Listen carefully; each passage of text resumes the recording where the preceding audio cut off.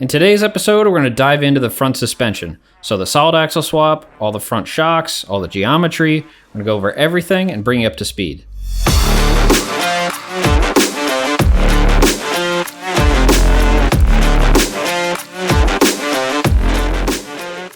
Now, before I can mock it up with the shocks and actually cycle everything, there's a couple things I need to cut underneath to make space for the axle and the control arms and everything else. You saw I welded in these mounts before. We did this before while I was test fitting the engine to make sure I had space. But the upper link gets into the body here, the lower link gets into the body here, and then we're gonna have to trim over here to make sure we can actually steer. So I'm working my way through trimming for the links, because that's the first thing that's hitting the hardest right now. Then I'll be able to tuck up the axle and see what's going on. Also, I've notched this part of the frame. I had made a plate for this. And then I have to do the same over here. I drilled some holes and everything. This is where the steering and drag link are gonna come through this frame rail section. Kind of have to cut a bunch of stuff out before I start cycling everything to see how much space and how much more I have to cut out. All right, so part of the thing I'm doing while I'm notching this is I have this chunk of 3-inch exhaust, and it was stepped down here, so it fits between my links, and I'm working at trying to get it to fit snugly. This is kind of a representation of where the links will be, but more importantly, I'm actually going to cut out a section of this and plate this back in later. So while I'm thinking about trimming this, if I make this fit nicely, it'll make my life easier when I try to actually plate this back in. So I'm going to try to use this for, this cut, this other cut for the upper link here, and then the same thing over here. Luckily, this one is going to be the same as that, so I can trace and get pretty close. But yeah. Just gotta sneak up on these edges. Gotta keep trimming up here a little bit to move the tube up a little bit more. Close, but I just want a little tighter gap there. So just a little finesse.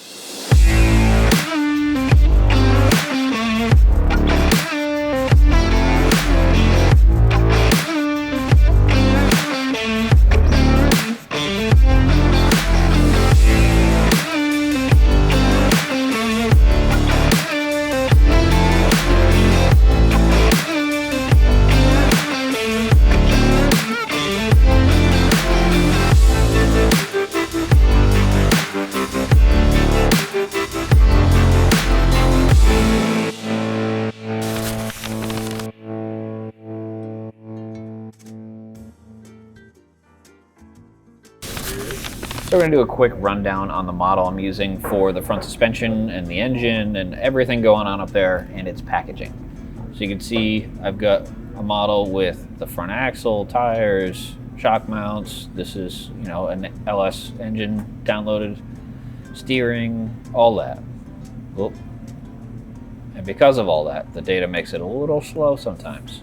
It's very rare I turn all of it on, but I feel like it's worth it for you to see all the different things. But this really allows me to figure out the packaging.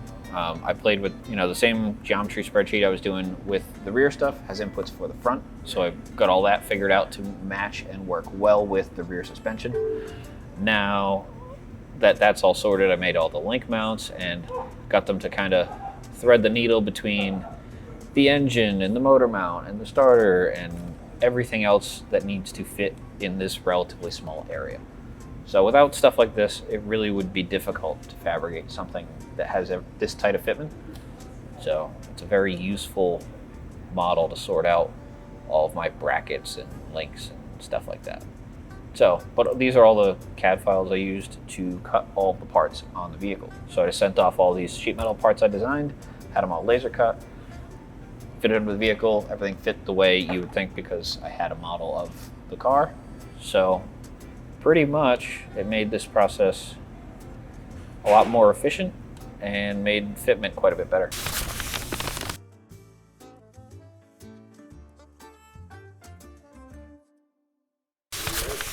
So we're using the same shock setup as the rear, those giant 14-inch travel Bilsteins and the triple bypass Bilsteins as well.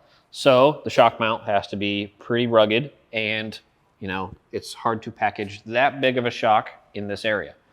So this is actually going to hang out of the hood just a little bit. I'm okay with that. I think that's fine. This should be under the hood. I've added these tubes to strengthen everything to the frame rails here and kind of give it a bunch of rigidity. So between here and this mount, tied into both should be strong enough. I'm gonna try to revisit adding some more tube braces after, but I need the motor back in to do that. Also, this top tube brace, which keeps the shocks from doing this, it has removable. There's this bolt together clamp here, so that way if I have to pull an intake or a cylinder head or anything awful at some point down the line, I can do it without pulling the whole motor. So trying to give myself some options later, and hope to never use them, but it's a lot easier now versus then. So, you know, similar packaging nightmare to all of this. It's just really big parts in not that big of a platform, but we're plugging along.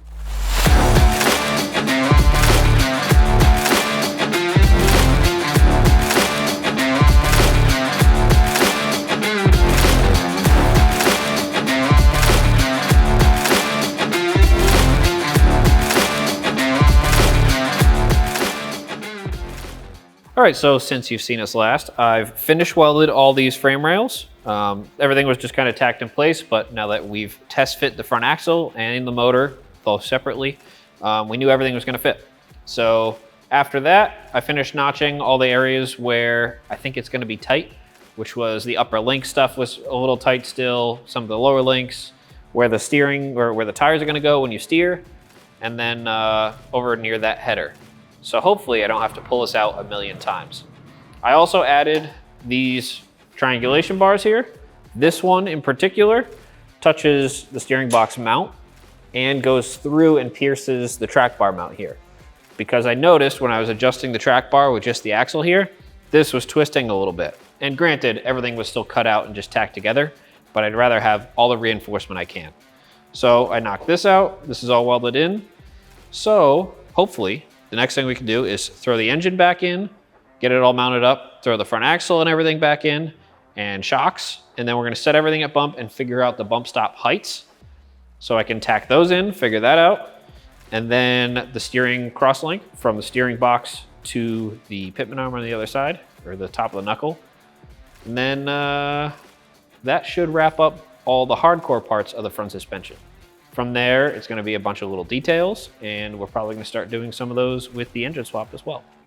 So sometimes when you're trying to do custom work like this, you have to make your own tooling just to make everything work out. Like this super long hole saw. Because I wanted to go through the top side of the frame rail and the bottom and the track bar mount so I could run a tube all the way through and stiffen everything, a hole saw's not quite long enough. So this is actually one I made that was 1.25 inches. And I used that on the 944 when I pierced through the rockers for the tie-ins for the pin stands. So I just modified it a little bit. So now it's 1.75 inches or 1.25 inches if I take this tube off. So I'm gonna add that to the arsenal.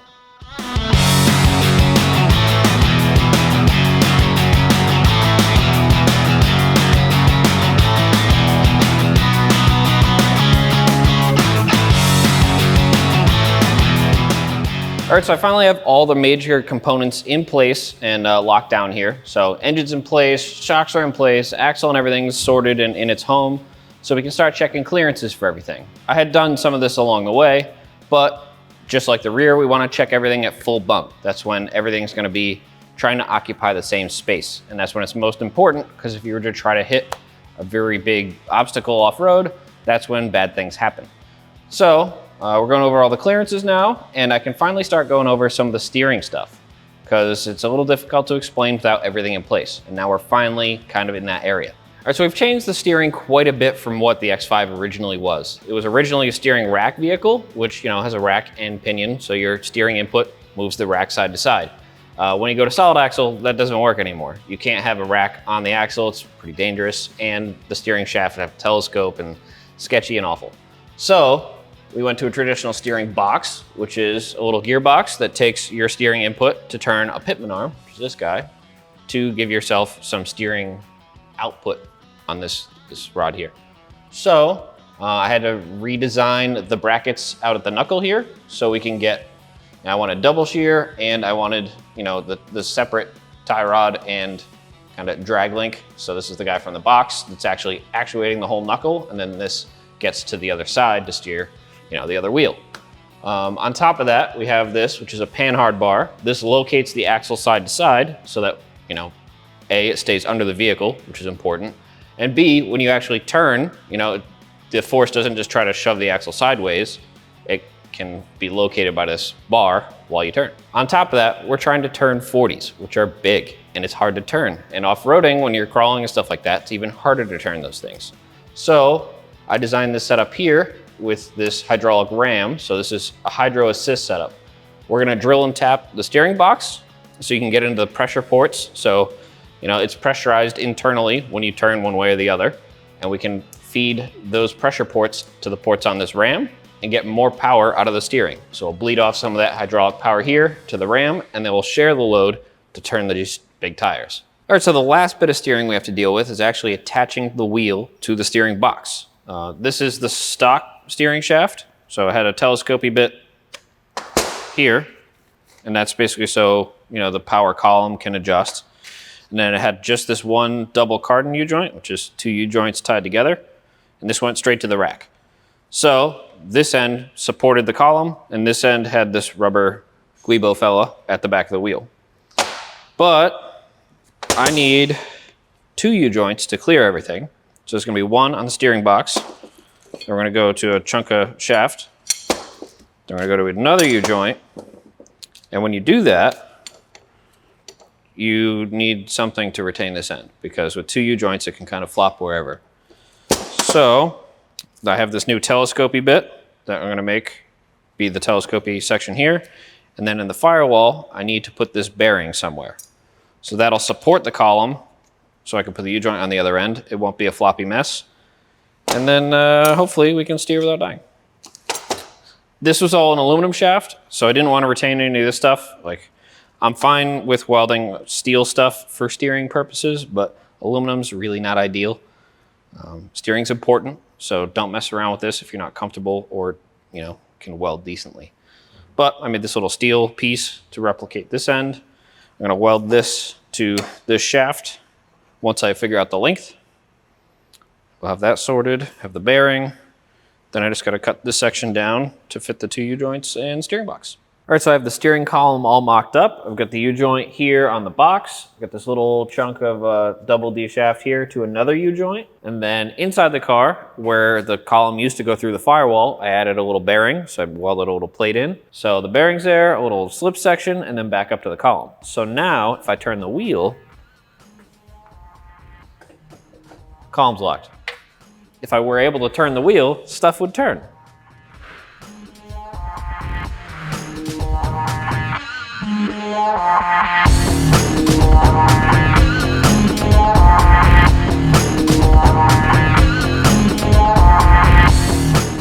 All right, so with the front suspension and steering pretty much finalized, I'm gonna wanna do a quick recap to go over everything we've done and the geometry and why I chose the things I did. So before we dive into the front suspension, I wanna kind of recap what we did in the back, because it has to work hand in hand with what we're doing up front. It's a 3-link setup, so there's 2 lower links and 1 upper. The lower links in this case are basically flat, and that's to try to combat roll steer. So as the body rolls, if they were at an incline, one link's gonna get shorter and one's gonna get longer. So it's actually gonna pivot the axle with body roll. And that makes it feel super twitchy in some cases. So if you keep them basically flat, you minimize that effect altogether. So that was the goal with setting up the lower links. They're also inboarded a little bit on the frame end and outboarded at the axle, which gives you a little more stability. The upper link and its relation to the lowers, you can kind of change the angle of it, changes the way this pinion rotates and anti-squat. So anti-squat is basically, you know, as you accelerate, the weight transfer would make a vehicle squat in the back. So all of that rotating mass going back. But depending on what you do with the geometry, you can either combat that or emphasize it. So what that relates to is whether under acceleration, you're pushing the rear wheels down with the suspension geometry or pulling them up a little bit. So like a drag car, you'll see the back of the car actually pick up a little bit as it takes off down track, because they run over 100% anti-squat to try to push the wheels into the track. Now, off-road, that means it's gonna feel too stiff over bumps and whoops and stuff. So I've targeted kind of 60-ish% anti-squat, which should give it a little roll, give us some weight transfer, but also allow the suspension to still work well under acceleration. I'm not sure how well it's going to work. I've done a bunch of research and I know enough to be dangerous. So it should work well, but we'll find out later. On top of that, we have the panhard bar here. Because it's 3-link, there's nothing that holds the axle side to side under the vehicle. So we need a link to do that. And that's what this panhard bar is for. In a perfect world, it should be flat at ride height. We're pretty close to ride height right now, and it's pretty close to flat. So we're roughly there. That means, as the suspension compresses, the axle is going to shift over just a little bit, and then as it droops, it's going to shift over a little bit. So by setting it up flat, you minimize that shift throughout travel. So hopefully that's not super noticeable.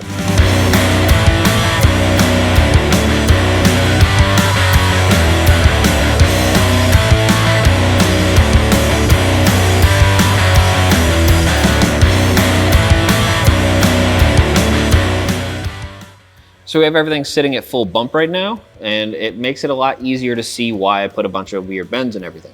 So we had to clear the floor. You can see the diff cover is like just about touching here. So I did a bunch of work to try to keep this as low as I can and still have space with everything at full bump. So you don't want anything contacting. So if you were to hit a huge washout or something like that and bottom out the suspension, you don't want to bend everything and do bad stuff. All right, so up front, we have a very similar 3-link setup to what's going on in the back. The lower links are actually the same length, so that way I only have to carry one spare if I were to ever bend one.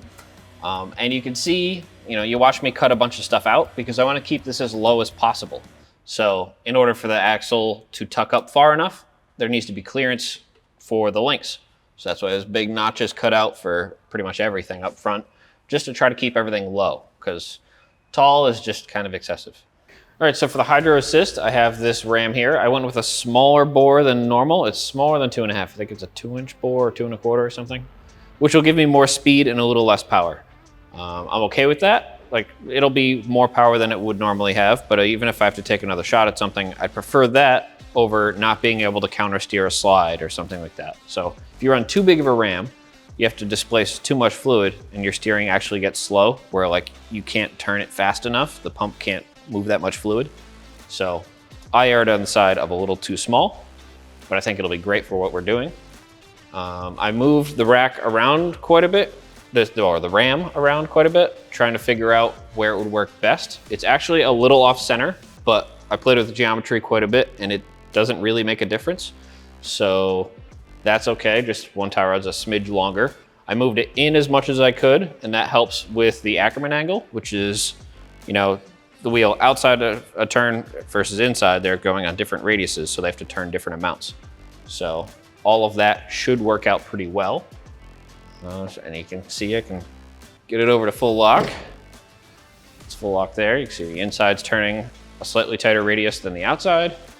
We can get to the steering stops, which is another important thing. You want the knuckle and the ram to bottom out basically at the exact same time. So that way you don't kill ball joints. Like if the ram can keep going and it's hitting the stops here, it'll put too much force on all the ball joints and everything and kill those. Or the other way around, if you're not at the stops here, if you were to catch a rock with it or something like that, it can overextend the ram or put too much load. So ideally everything stops at the same time, which we're pretty close. It steers, which is cool. Everything's very close to the diff cover here, but it fits.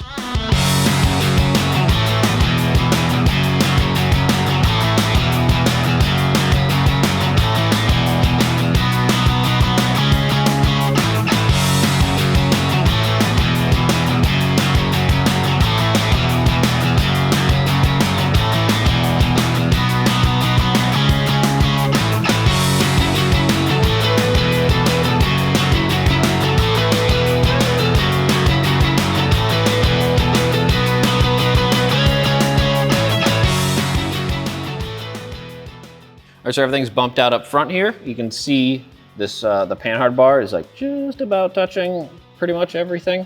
We have enough space, but it's close to everything, which is why I have some of those kind of funny looking bends in it.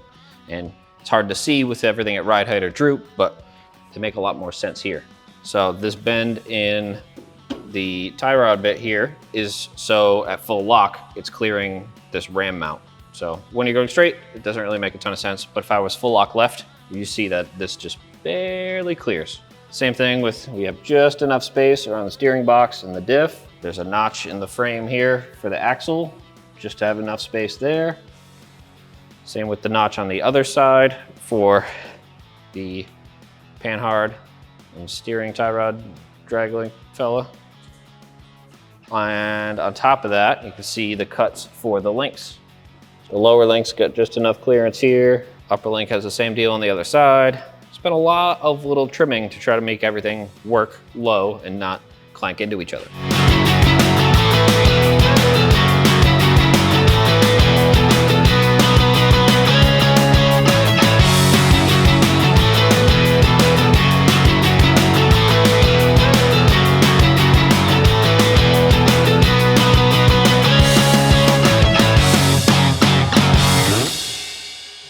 All right, so that wraps up all the major components in the front end here.